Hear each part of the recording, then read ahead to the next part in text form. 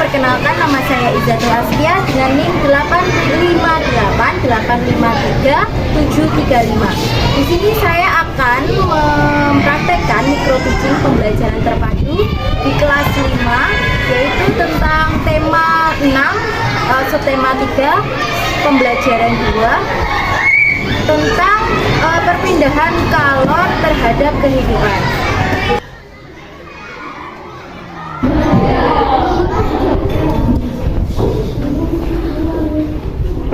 Assalamualaikum warahmatullahi wabarakatuh. Waalaikumsalam warahmatullahi wabarakatuh. Ayo anak-anak, sebelum kita mulai pelajaran hari ini, kita berdoa dulu ya. Untuk ketua kelas, silakan dipimpin berdoanya. Siap juga, berdoa mulai.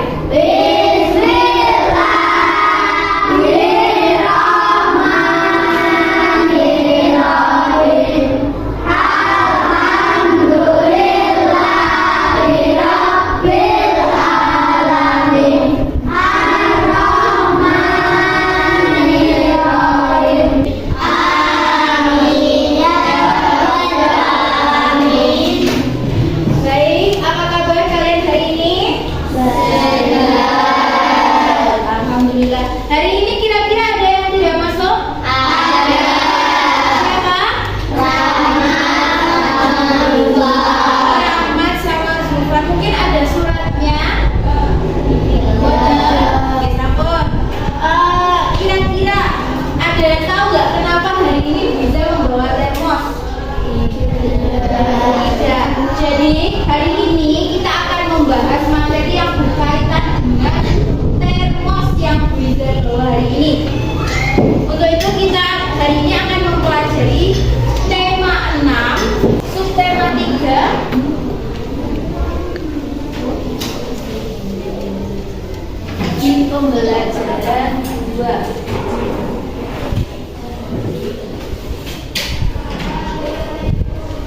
Yaitu tentang pengaruh kalor terhadap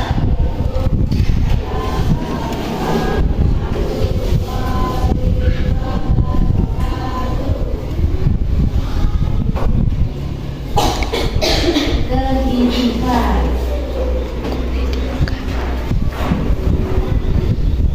Nah, sebelum kita pelajari lebih lanjut, coba kalian buka buku tema 6 kalian halaman 146. Nah, sebelumnya bisa mau menjelaskan mengenai teks eksplanasi. Mungkin ada yang sudah tahu teks eksplanasi itu apa? Belum. Teks eksplanasi itu adalah sebuah teks yang berdasarkan kenyataannya untuk menginformasikan atau mengetahui tentang suatu peristiwa. Contohnya yang ada di halaman 146 ini. Jadi kalian nanti di halaman 146 ini kalian akan mengetahui mengenai sejarah termos, mungkin dari penciptanya atau dibuat pada tahun berapa. Mungkin juga bisa kalian nanti mengetahui termos ini dibuat dirancang seperti apa, atau maksudnya tuh disusunnya tuh bagaimana, diciptakannya sama yang kalian ketahui tadi seperti apa. Sebelumnya mungkin karena hari ini jam 7, absen 7 bisa membacakan halaman 146.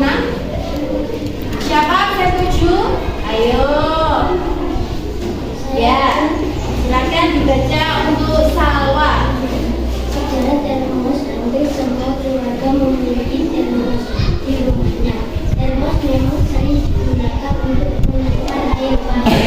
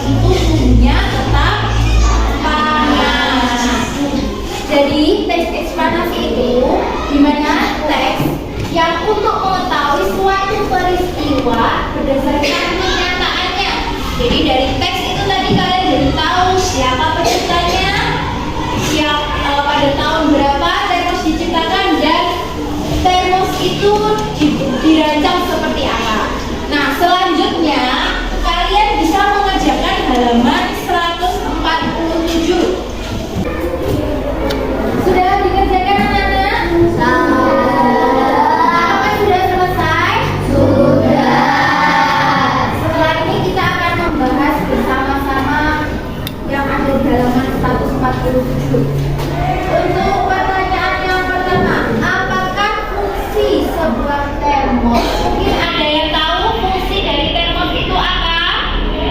Menyimpan air panas. Jadi kalau kita umpamanya membuat teh tidak perlu kita memasak air lagi. Jadi kita bisa menyimpannya air panas itu dalam termos. Jadi tidak perlu memasak air lagi. Yang kedua, kira-kira apa saja bahan yang digunakan untuk membuat termos? Nah, tadi sudah dibacakan teman kamu. Kira-kira apa? Bahannya apa saja?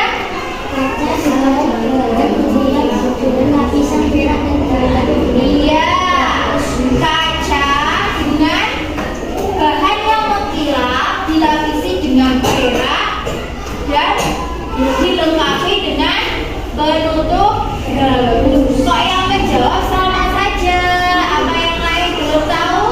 Selanjutnya untuk pertanyaan nomor 3, gambarlah bagian-bagian termos sesuai bacaan di atas. Gambarnya itu ada di halaman berapa bagian-bagian termos? 146. Nah, kalian bisa menggambar sesuai dengan gambar yang ada di 146. Selanjutnya untuk pertanyaan yang keempat, yaitu apa saja benda di sekitarmu yang menggunakan prinsip yang hampir sama dengan termos? Kira-kira benda apa yang di sekitar kalian yang pernah kalian jumpai itu yang mirip sama termos untuk penggunaannya? Ada yang tahu? Masa tidak ada yang tahu? saya Ya, apa nih? Magicom. Benar sekali, kita kasih tepuk tangan untuk Dwi. Nah, benda yang menggunakan prinsip yang sama dengan termos ini itu sama kayak Magicom, anak-anak. Apa kalian di rumah punya Magicom? punya Magicom itu untuk apa fungsinya? memasak nasi. Memasak nasi supaya nasinya matang bisa dimakan. Jadi dari beras menjadi nasi. Nah, dan kalau Magicom itu, kalau nasinya ditaruh Magicom itu dia akan tetap bertahan. Iya, benar sekali. Nasinya tetap hangat atau panas, jadi nggak dingin. Sama seperti air ini tadi. Air itu kalau ditaruh dalam termos, dia akan tetap panas. Jadi fungsi dari Magicom dan termos itu sama. Selanjutnya coba kalian baca. Selain termos, tentu kamu pernah melihat benda-benda di sekitarmu yang menggunakan bahan isolator dan konduktor. Nah, kira-kira isolator atau konduktor itu apa? Ada yang tahu? Apa, Nia? Benda yang mudah menghantarkan panas. Pintar sekali, kita kasih tepuk tangan untuk Nia. Nah, benda yang mudah menghantarkan panas itu yang dimaksud dengan konduktor. Nah, kira-kira untuk isolator, apa ya pengertian dari isolator? Mungkin ada yang tahu? Belum. Nah, anak-anak, isolator itu adalah lawan kata atau kebalikannya dari konduktor. Kalau konduktor itu mudah menghantarkan panas, berarti kalau isolator bagaimana? Sulit. Pintar. Isolator itu adalah benda yang sulit menghantarkan panas. Sedangkan konduktor itu adalah suatu benda yang mudah menghantarkan panas. Nah, sebelumnya Bu Iza akan menjelaskan lebih lanjut berdasarkan peta konsep yang sudah Bu Iza bikin dari rumah. Nah, ya, di sini Bu Iza membuat peta konsep mengenai sifat perpindahan panas. Nah, konduktor dan isolator itu termasuk sifat perpindahan panas. Sifat perpindahan panas itu ada dua, konduktor dan isolator. Seperti yang dijelaskan teman kamu tadi, konduktor adalah zat perantara menghantarkan panas. Sedangkan isolator adalah benda yang sulit menghantarkan panas. Contohnya untuk yang konduktor, benda yang mudah menghantarkan panas itu ada logam, aluminium, besi, dan lain sebagainya. Begitu pula untuk contoh benda isolator itu ada plastik dan kain. Mungkin ada benda lain juga. Sekarang kita lihat dari contoh. Contohnya ini, misal ini sebagai yang dipegang, yang biasanya buat megang solder. Nah ini semisal tuh besinya itu loh yang buat nyolder. Nah di sini diketahui bahwa sifat yang dipegang ini itu tuh bersifat isolator, sedangkan soldernya ini yang buat nyolder ini itu bersifat konduktor. Kenapa kok ini bersifat konduktor dan ini bersifat isolator? Mungkin ada yang tahu?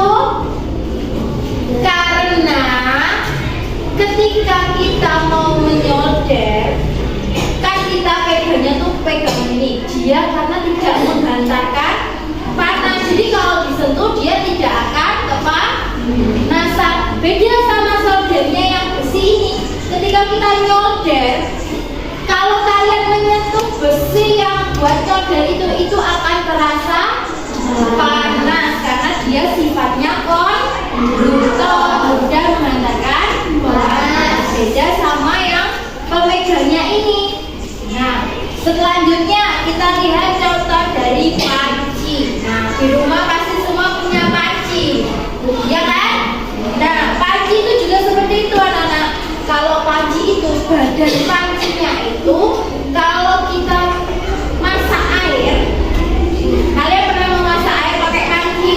Nah, badan panci itu ketika kita masak air itu kalau disentuh panas atau tidak? Jadi kalian biasanya kalau mengangkat airnya, pancinya itu menggunakan apa? Ngangkatnya itu yang dipegang apanya? Iya, gagangnya. Kalau gagangnya itu karena bersifat isolator. Jadi kalau disentuh tidak panas, beda sama badannya. Kalau badannya pasti ketika kita memasak air itu kalau disentuh akan terasa panas. Coba dari pengertian penjelasan Briza ini mungkin ada yang ditanyakan?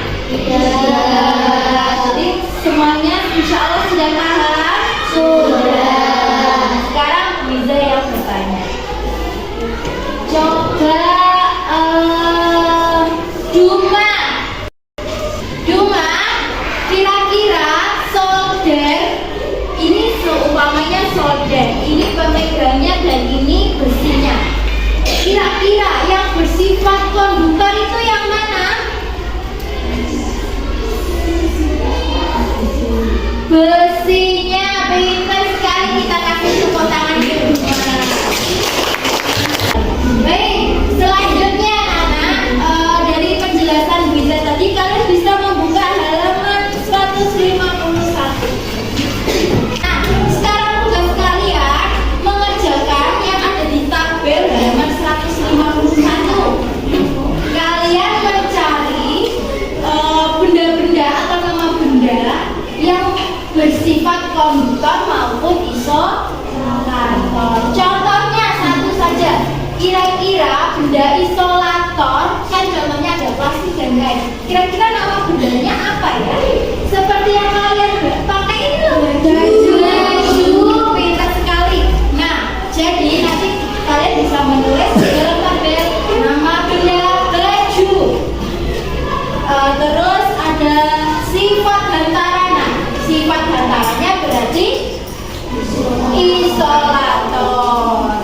Nah, sekarang bisa dikerjakan. Sebutkan ini 5 benda saja ya. Jadi nggak usah banyak-banyak, 5 saja. 5 isolator dan 5 konduktor. Silakan dikerjakan. Sudah mana? Sudah selesai mengerjakannya? Sudah. Nah, kira-kira sekarang benda apa saja yang kalian ketahui yang contohnya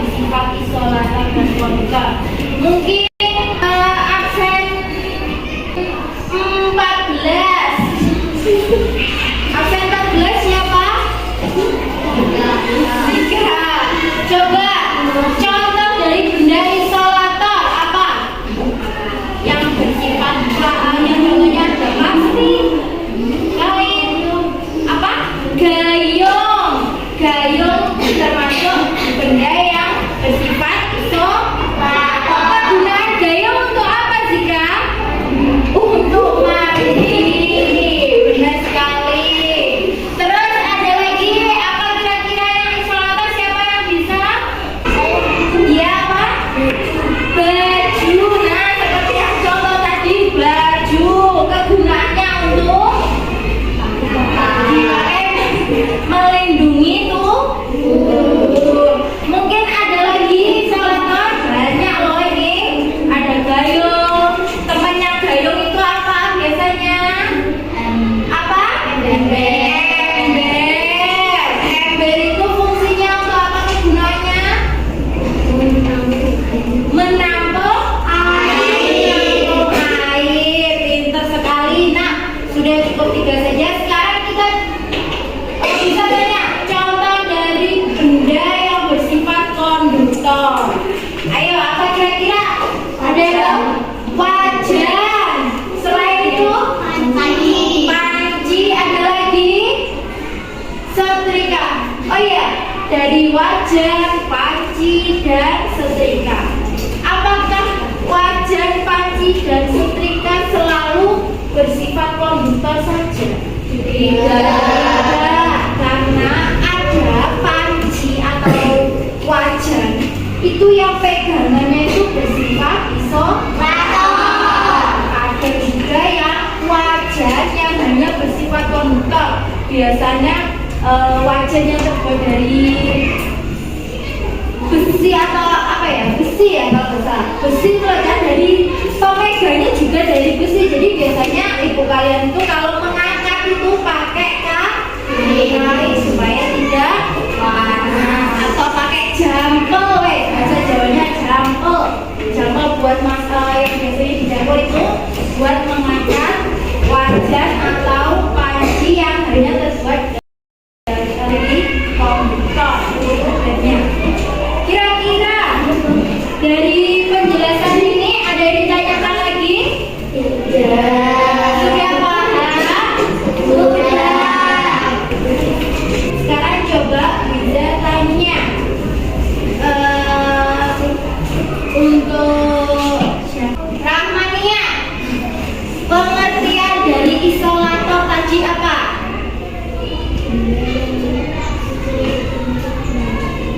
Iya, pintar sekali. Benda yang sulit menghantarkan panas. Tepuk tangan. Terus, kira-kira contoh tadi sudah disebutkan. Coba untuk absen 3. Absen 3 dari contoh isolator apa? Tadi sudah disebutkan. Apa? Baju. Ada lagi? Gayung. Ada lagi? Satu lagi tadi apa? Ember. Ember. Pintar. Berarti memperhatikan ya. Jadi anak-anak, setelah kita pelajari tadi, bisa disimpulkan bahwa konduktor itu adalah benda yang mudah menghantarkan panas. Sedangkan isolator adalah